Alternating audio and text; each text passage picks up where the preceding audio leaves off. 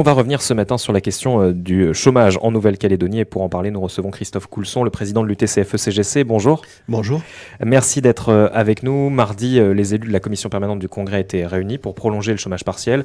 Si on doit résumer, il y a en gros une bonne et une mauvaise nouvelle dans cette affaire. Exactement. Donc la bonne, vous l'avez dit, c'est qu'il y a quand même un dispositif qui est maintenu en place jusqu'à la fin du premier trimestre 2025. La mauvaise, c'est qu'il est diminué par rapport à celui qui existait jusqu'à présent. Ce qui fait que les gens qui perçoivent les indemnités auront une indemnité de diminuer. Donc c'est-à-dire 50% du salaire brut dans la limite de 2 SMG. C'est ça. Donc ça fait quand même une baisse significative de l'indemnité. Qu'on comprenne bien, vous avez fait des études un peu d'impact de cette diminution sur, par exemple, vos adhérents. Qu'est-ce que ça représente dans le quotidien des gens qui vont perdre ces 20 points pour ceux dont le salaire avoisine le SMG, puisqu'il y en a qui l'ont, ça va être dramatique, puisque de toute façon, les premiers impacts seront sur la consommation du ménage. Et donc, forcément, encore plus d'attention à avoir sur l'achat des aliments pour se nourrir tous les jours, notamment. Et c'est rétroactif, c'est-à-dire que ça se verra dès la fiche de paie du mois de janvier. Tout à fait. Vous étiez réunis d'ailleurs, boulevard Vauban, avec d'autres syndicats, mardi. Qu'est-ce que vous avez demandé ? Vous exprimiez quoi ? Une inquiétude, de la colère ? Ah oui, on a demandé aux élus de maintenir le dispositif qui existait aujourd'hui. Certains ont l'air offusqués d'entendre aujourd'hui que le dispositif du chômage total de droit commun ne pourra plus être assuré à fin janvier.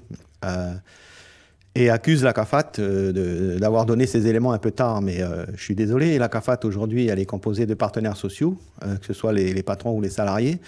Et ça fait maintenant plusieurs mois que les partenaires sociaux alertent les élus de la situation qui va arriver, qui se présente devant nous aujourd'hui. Donc, quand on dit que les élus ne nous écoutent pas, la preuve, elle est là. S'ils avaient pris la précaution de nous écouter il y a déjà 5 mois, peut-être qu'on n'en serait pas là aujourd'hui. Donc, chacun doit prendre ses responsabilités et s'occuper un peu plus de la population de notre territoire. Parce qu'il y a vraiment deux sujets sur la question du chômage. Il y a le chômage partiel, spécifique, lié aux émeutes, qui là est donc réduit, on vient de le dire. Et là, le chômage total, lui, qui est menacé dès le mois prochain. Oui, tout à fait. Donc là, le prolongement du dispositif concerne effectivement le chômage partiel et exaction. Mais concernant le chômage de droit commun, donc c'est-à-dire les gens qui ont été licenciés des entreprises qui ne font pas partie notamment de la liste des entreprises détruites, eux sont indemnisés par le chômage total de droit commun. Donc ça représente une grande partie de la population. Finalement, c'est des chiffres qui ont explosé depuis le mois de mai.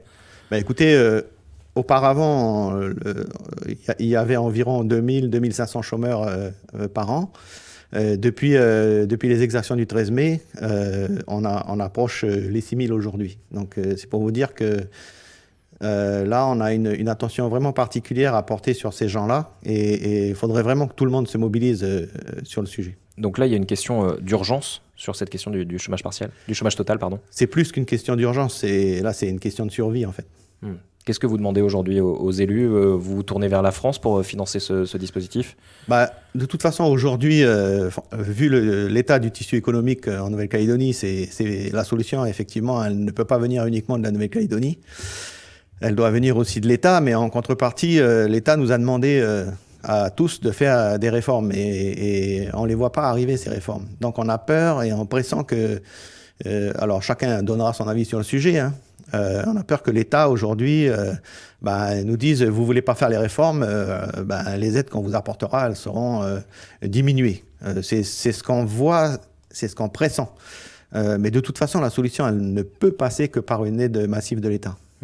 La CAFAT s'est toutefois montrée assez rassurante en disant que le dispositif de chômage serait quand même assuré malgré cette cessation de paiement annoncée. Elle est rassurante pour un mois ou 2 mois supplémentaires, mais si le développement... Ça laisse le temps de trouver des solutions. Oui, mais c'est pour ça que j'ai dit, les solutions, c'est aujourd'hui qu'il faut les trouver. Il faut arrêter de se chamailler, il faut arrêter de faire ce qu'on fait depuis des années et trouver de vraies solutions. Il faut qu'on passe à l'acte aujourd'hui. Et c'est ce qui nous fait défaut. On a noté que la commission permanente a voté à l'unanimité ce texte. Est-ce que vous pensez que des majorités ou même l'unanimité peut se dégager sur ce type de problématique qui touche tout le monde? Mais oui, bien évidemment, puisqu'ils sont capables de le faire. Ils ont été capables de le faire là. L'acte positif qu'ils ont réussi à faire, qu'ont réussi à faire nos élus, c'est de nous rassembler encore une fois, nous les syndicats de salariés. Ça nous a remis tous autour de la table. Et on va continuer à faire le travail qu'on fait depuis des mois maintenant, voire des années, même si on est critiqué, je peux l'entendre. Hein. Mais en tout cas, nous, on ne reste pas assis derrière notre siège et on essaie de faire quelque chose pour notre pays. Donc, on va continuer à se mobiliser pour faire avancer les choses. Quel type d'action aujourd'hui pour les syndicats? On va passer par des mouvements de grève, des manifestations, ou alors on est plus dans la discussion aujourd'hui? Écoutez, vous savez, le mouvement de grève, c'est vraiment la dernière des dernières solutions. Et aujourd'hui, je pense qu'il faut continuer de privilégier la discussion, de faire entendre nos idées, même si parfois on n'est pas tous d'accord, mais on est capable de trouver, comme les élus politiques d'ailleurs, il faut qu'on trouve un chemin qui soit unique pour arriver à sortir le pays de l'ornière dans laquelle il se trouve. Et aujourd'hui, vous avez le sentiment d'être davantage entendu par les politiques? Non, justement. C'est pour ça qu'on commence à se remobiliser et on commence à réfléchir, à discuter entre nous pour savoir comment on pourrait attirer un peu plus l'attention de nos élus. Vous avez sollicité le 18e gouvernement pour des rendez-vous? Écoutez, là, on en est au stade de discussion, mais bien évidemment que ça va arriver assez rapidement. Vous le disiez, il y avait 5 syndicats, c'est ça, qui étaient représentés mardi dernier. Oui. Il y a des gros points de divergence entre vous. Pour autant, sur ces questions-là, vous arrivez à vous mettre d'accord? On arrive à se mettre d'accord sur certaines choses essentielles, oui. Et de toute façon, il faut. Après, c'est comme toute personne dans la société, tout le monde n'est pas d'accord avec tous les sujets. Il y a des avis qui divergent, et heureusement d'ailleurs. Est-ce qu'on peut penser à la création d'une intersyndicale éventuellement sur ces sujets-là? Écoutez, ça pourrait déboucher sur une intersyndicale, mais je pense pas que ce soit le plus important. Le plus important, c'est qu'on arrive à discuter ensemble et qu'on se retrouve sur des sujets et sur des actions à mener conjointement. Christophe Coulson, beaucoup pensent que le plus dur est devant nous, malheureusement, avec cette crise liée aux violences de mai, avec bien le système qui commence effectivement à montrer ses limites. Ça vous inquiète, vous aussi? Oui, bien évidemment, parce que ça fait plusieurs mois qu'on dit que le plus dur, ça sera après, aller se situer après le 31 décembre 2024. Mais ce qui me rassure pas trop, en fait, à ce jour, c'est que on a besoin d'une relance économique. On a besoin que les entreprises soient encore plus aidées, de façon à ce qu'elles repartent et de façon à ce qu'elles créent de l'emploi, ou qu'elles maintiennent l'emploi pour ceux qui ont encore la chance d'en avoir. Et en même temps, ça maintient aussi la compétence des salariés, parce que si on venait à perdre encore plus de salariés, ça veut dire la perte de connaissances, et ça veut dire que par la suite, pour la relance, ça sera très très compliqué, et ça passera obligatoirement par de la formation professionnelle, et rajouter du coût par-dessus du coût, en ces temps-ci, c'est très compliqué. Vous allez formuler des propositions sur ces questions de relance ? Oui, bien évidemment, on en discute aussi avec le patronat, mais je crois que, encore une fois, on est inquiet par la prise de conscience de nos élus. En plus, on va rentrer dans une phase encore électorale. Il y a les élections provinciales cette année. Et tout le monde sait que quand nous sommes dans ces situations-là, les élus se préoccupent plus des campagnes électorales que de l'activité du terrain. Donc, nous, on souhaite vraiment que chacun prenne conscience et qu'on arrête de perdre du temps.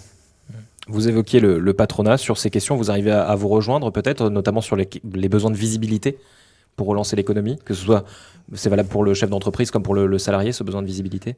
Écoutez, je crois que la visibilité, c'est l'entreprise qui doit l'avoir. Nous, après, au niveau des syndicats de salariés, on doit faire en sorte que les salariés s'adaptent à la situation, sans toutefois, bien évidemment, perdre trop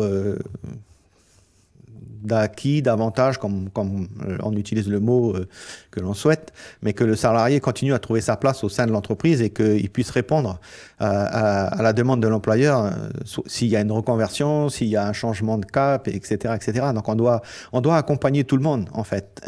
On doit accompagner le salarié, mais il faut accompagner aussi les entreprises à se maintenir et à prévoir le recrutement de de personnes.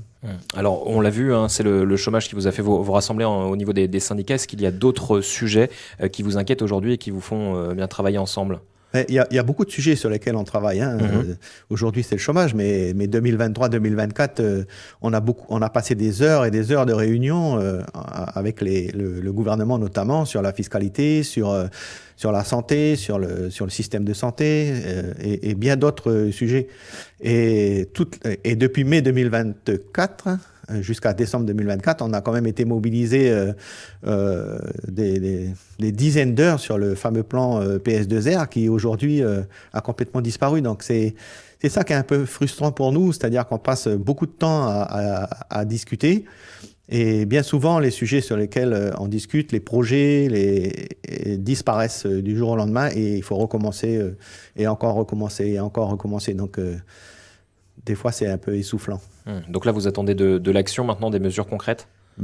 Écoutez, on attend que déjà le nouveau président du gouvernement et le nouvel exécutif reçoivent les syndicats de salariés, effectivement, pour savoir quel est le cap qui a été choisi, même si on sait que la période de ce gouvernement, elle est très restreinte.